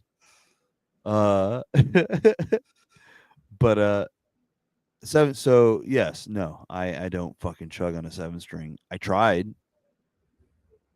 I did a Deftone set. That was pretty chuggy. And Tyler says you can go to bed. So that I could pounce to I go to sleep already, dude. Just that first half of that says you can go to bed. Honestly, chat, you're right. Josh also says Mike has my old 7-string. I want it back. I do. It's right there. Right there. You know what, Josh? I'm gonna rub my balls all over it. I'll let him. You'll fucking let it too, dude. All right, y'all. Thank you so much for hanging out, Mike. Dude, thanks for hanging out. Yeah, this was fun. With you, boy. Yeah, we did it for 2 hours. We all laughed and we all loved. Do you remember that time you and I did a podcast together that was like 2.5 hours long and then it never got released? Was that the Freaks? No, Dissertation on Freaks. no, that got released. That's out there. Okay.